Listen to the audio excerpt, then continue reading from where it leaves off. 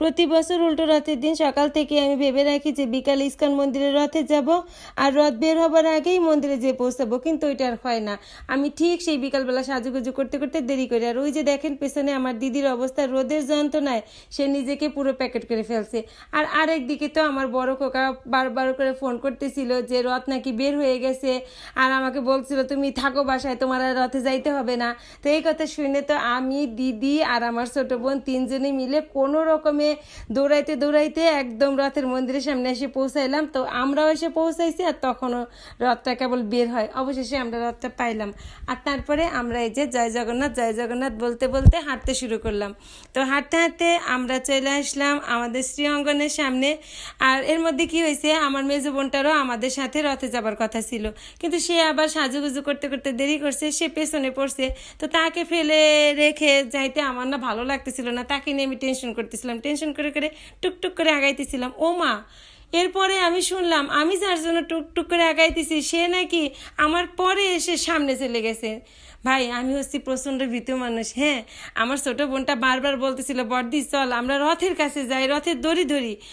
আগের সপ্তাহে রথে যেয়ে বগুড়াতে অনেকগুলো মানুষ মারা গেছে, সেই ভয়ে আমি রথের কাছে যাইনি, কিন্তু আমার মেজো বোন পিছনে এসে সে ঠিকই কিন্তু আগে গেছে আর রথের দড়ি ধরে টানতে টানতে এই মন্দিরে গেছে। তো যাই হোক, আমরা চলে আসলাম জয় জগন্নাথ বলতে বলতে আমাদের ব্রাহ্মণকান্দা ব্যানার্জি বাবুর বাড়িতে প্রতি বছরই এই ইস্কনের রথকে বিকালবেলায় এই মন্দিরে নিয়ে আসা হয়। আর এখানে আনার পর জগন্নাথ দেবকে পূজা দিয়ে তারপরে যে সবাইকে প্রসাদ দেওয়া হয়।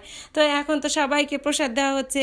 ওই যে বললাম আমি ভীতু মানুষ, এত ভিড়ের মধ্যে পদদলিত হয়ে মারা যাবার ভয়ে আমি প্রসাদ আনতে যাই না।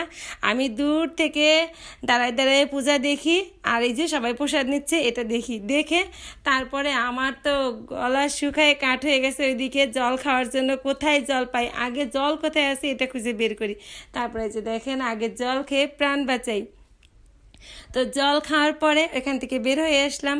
আর এই যে সামনেই দেখি জগন্নাথ দেবকে নিয়ে দাঁড়ায় আছে এরা। তো এখানে জগন্নাথ দেবের দর্শন করে ভাবলাম খিচুড়ি প্রসাদ দেওয়া হচ্ছে, ওইখানে যাই। ভাই রে ভাই, এইখানে যে দেখি যে তুমুল অবস্থা। আমরা তিন বোনে দূর থেকে দাঁড়ায় দাঁড়ায় দেখলাম আর ভাবলাম এইখানে আমাদের প্রসাদ নেওয়া সম্ভব না। তারপর ওইখান থেকে বের হয়ে তিন বোনে মিলে চলে আসলাম ঠান্ডা কিছু খাবো বলে, কিন্তু এখানে আশেপাশে কোনো দোকান নেই। একটা আইসক্রিমের দোকান ছিল, এখান থেকে তিন বোনে মিলে আইসক্রিম খেলাম। আর এই যে আমার বোন, তার দিকে ক্যামেরা ধরলেই তার মেজাজটা গরম হয়ে যায়, এই ব্যাপারে তার প্রচণ্ড অ্যালার্জি। তারপরে তো রথ ওই মন্দিরের ভেতরে ছিল, আর আমরা তিন বোনে ভাবলাম যে আমরা আগে যাই, পরে পিছন পিছন রথটা আসুক। তো এইখানে তো বক্স বাজতেছিল, সেই নাচানাচি। কোনো একটা কারণে না আমার মনটা ওই দিন অনেক খারাপ ছিল। আসলে অনেক আনন্দ ছিল, কিন্তু আমার মনটা কোনো কারণে খারাপ থাকার কারণে আমি এই আনন্দটাকে উপভোগ করতে পারিনি।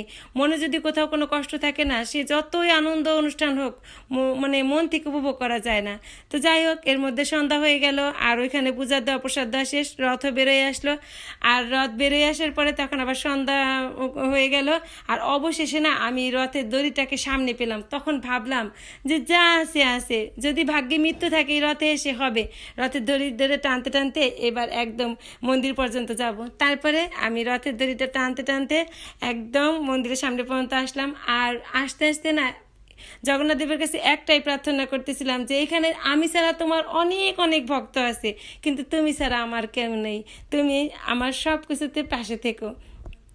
তারপরে তো চলে আসলাম আমরা ইস্কনের মন্দিরে। তো রথ চলে গেল ইস্কনে, আর আমরা চলে আসলাম আমাদের আঙ্গিনায় এসে কিছু সময় রেস্ট নিলাম। আর তখন সন্ধ্যা আরতি হইতেছিল, সবাই মিলে কিছু সময় বসে সন্ধ্যা আরতি দেখলাম।